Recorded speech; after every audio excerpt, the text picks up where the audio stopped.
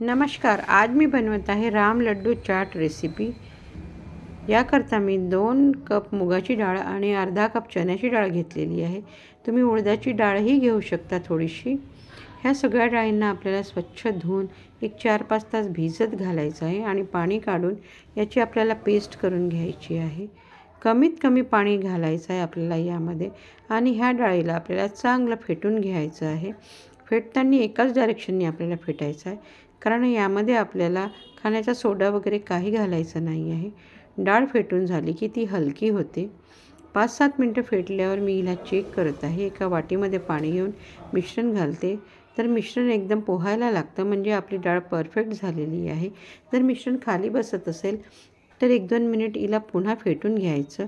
चवीपुरतं मीठ इथे घालत आहे आणि हिचं मेन इन्ग्रेडियंट मुळा आहे. तर मुळ्याच्या पत्त्याची 1-2 चम्मच पेस्ट मी इथे घातलेली आहे. ह्या सर्वांना आपल्याला छान मिक्स करून घ्यायचं आहे. पॅनमध्ये मी तेल गरम करायला ठेवलेलं आहे.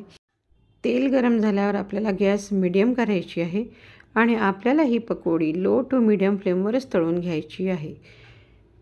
तेलामध्ये हे पकोडे घातल्याबरोबर ते वर येतात आणि पोहायला लागतात. आपल्याला आलटून पलटून मिडियम आचेवरच यांना छान आपल्याला फ्राय करून घ्यायचं आहे. भजे आपले फ्राय झालेले आहेत. यांना काढून घेते आहे. ह्याच पद्धतीने आपल्याला बाकीची सगळी पकोडी फ्राय करून घ्यायची आहे. पकोडी आपली सगळी तळून झालेली आहे.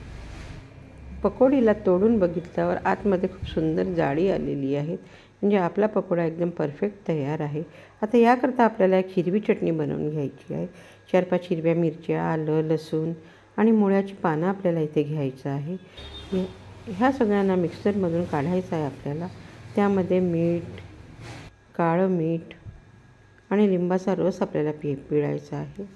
पाव टीस्पून जिरे घालून आपल्याला एक पातळ चटणी तयार करून घ्यायची आहे. जिरं खूप जास्त प्रमाणात घालू नका, नाहीतर चटणीला एक कडवट टेस्ट येतो.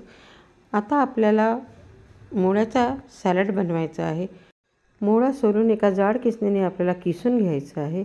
आता एका बाउलमध्ये मी हे ट्रान्सफर करते आणि यामध्ये एक बारीक कट केलेली हिरवी मिरची, सांबार, बारीक कट केलेली मुळाची पानं, चवीपुरतं मीठ आणि पाव टीस्पून मी तिखट घालत आहे. हे ऑप्शनल आहे. लिंबाचा रस इथे पिळून घ्यायचा आहे आणि हा आपल्याला चांगलं मिक्स करून घ्यायचा आहे. मुळ्याचा सलाद आपला तयार आहे. मुळात तुम्ही जेव्हा ही चाट खात असाल त्याच वेळेला मीठ घाला, नाहीतर मग सलादाला पाणी सुटतं. आता मी हे अरेंज करत आहे. पकोडी, त्याच्यावर हिरवी चटणी, मुळ्याचा सॅलड, पुन्हा आपल्याला पकोडे घालून हिरवी चटणी घालायची आहे. आवडत असल्यास तुम्ही इथे चिंच गुळाची पण चटणी घालू शकता आणि त्याच्यावर मुळ्याचा सॅलड आपल्याला घालायचा आहे. ही दिल्लीची फेमस चाट आहे. एकदा नक्की ट्राय करा. आवडल्यास लाईक करा. धन्यवाद.